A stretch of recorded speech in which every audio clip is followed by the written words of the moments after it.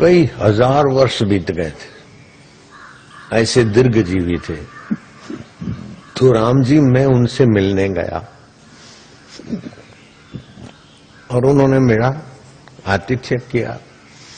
और मैंने उनसे पूछा तो उन्होंने कहा कि मैं सदैव आत्मचिंतन, आत्मकला का अनुसंधान करता हूं। उसी से में मेरी चित्त की कलना सब शांत हो गई और 1.25 योजन तक कोई भी आता है तो उसके ऊपर कलयुग का प्रभाव नहीं पड़ता। तो जो आत्मचिंतन करते हैं उनको और कुछ करने की जरूरत ही नहीं रहती। इतनी ऊंची चीज है। और फिर दूसरी बात बताई कि एक तो आत्मचिंतन करता हूं और दूसरा प्राण कला का मैं अनुसंधान करता हूं। और प्राण कला का अनुसंधान करने से चित्त इधर उधर जाता ही नहीं। जैसे नासाफूट से श्वास जाता है 12 उंगल तक, और उसका तुम अनुसंधान करो तो थोड़े दिन में 11 उंगल तक उसका फुटकार चलेगा, फिर 10 उंगल,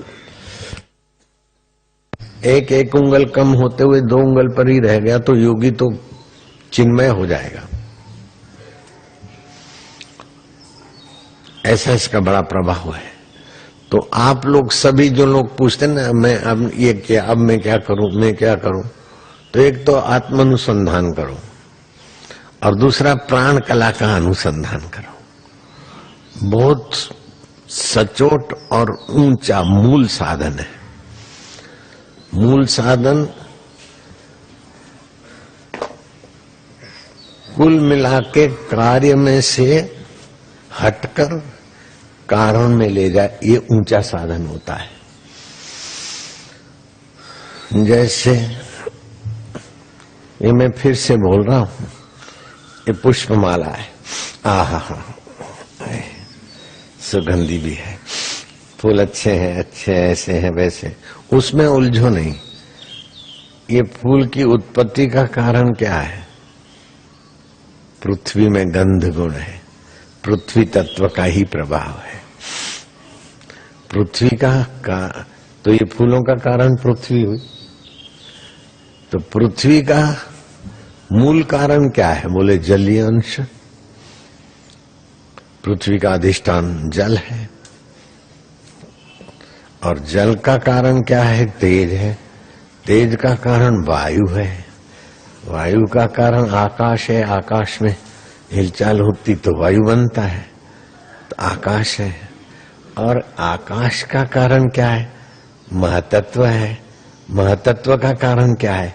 प्रकृति है। प्रकृति का कारण क्या है? परमात्मा है। परमात्मा फूलों में भी देखते ही सत्ता हुआ प्यार। अब आप परमात्मा से मिल रहे है तो फूल है, तो 4-5 रुपए की माला, लेकिन आप कारण में दृष्टि गई, परमात्मा को सूंघ रहे हैं और परमात्मा से ही सूंघ रहे हैं और परमात्मा से ही जान रहे हैं। शुरुआत में है होगा, लेकिन ज्ञान होने के बाद, जैसे नया नया शराबी है ना, तो थोड़ा पिएगा तो आउट होगा, आए है करेगा, लेकिन जो पक्का हो गया तो चलो ठीक है, वाह। जैसे ये कपड़ा है, सूती है, तो इसका कारण सूत है। सूत निकाल देंगे तो कपड़ा नहीं रहेगा, सूत रहेगा। लेकिन सूत में से रुई निकाल देंगे तो रुई रहेगी, सूत नहीं रहेगा। रुई में से पृथ्वी, जल, तेज, वायु, आकाश 5 भूत निकाल दो तो 5 भूत का तत्व रहेगा, रुई नहीं रहेगी। और 5 भूतों में से महतत्व निकाल दो तो महतत्व रहेगा, 5 भूत नहीं रहेंगे। महतत्व में से प्रकृति निकाल दो तो प्रकृति रहेगी, महतत्व नहीं रहेगा। और प्रकृति से परमात्मा निकाल दो, निकलना मुश्किल, असंभव है, लेकिन निकाल दो तो प्रकृति नहीं रहेगी, परमात्मा ही रहेगा। है तो आकृतियां कार्य है और आकृतियों का अधिष्ठान कारण है। तो सबका अधिष्ठान मेरे परमात्मा आत्मदेव है।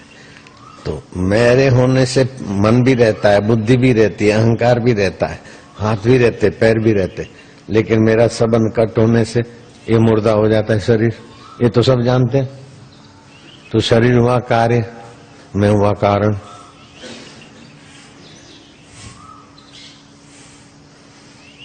तो शरीर कार्य है, शरीर में से इंद्रियां निकाल दो तो शरीर क्या रहेगा फिर? तो इंद्रियां कारण है। इंद्रियां से में से मन हटा दो तो इंद्रियां क्या करेगी? मन कारण है। मन में से चिंतन शक्ति हटा दो, उसकी प्रकृति, तो मन कहाँ है? सुन्न मन क्या करता है? मन सुन्न हो जाए, समाधि लग जाए, मूर्छा हो जाए, फिर भी आप रहते हैं, तो आप कारण है ना। मूर्छा हो गई थी, पता नहीं चला था, तो मन को पता नहीं चला था, इंद्रियों को पता नहीं चला था, तो पता नहीं चलने का भी तो पता है आपको। तो आप कारणों के कारण, कारणों के कारण, कारणों का कारण आपको कोई मिटा नहीं सकता लाला। तो मृत्यु का भय किस बात का? न मरने से डरो, न दूसरों को डराओ। तो आप सत हो गए, क्योंकि कारण है। आखिरी कारण आप हो। आपका आत्मा और व्यापक आत्मा एक है, इसलिए बोलते हैं आत्मा परमात्मा एक है। तो आत्मा परमात्मा एक है। जो आत्मा सो परमात्मा सुना है लौकिक में, लेकिन जैसे घड़े का आकाश और महाकाश एक है। एक आचमन सरोवर की, पानी की, और पूरा सरोवर एक ही है। सूर्य की किरण सूरज की खबर देती है।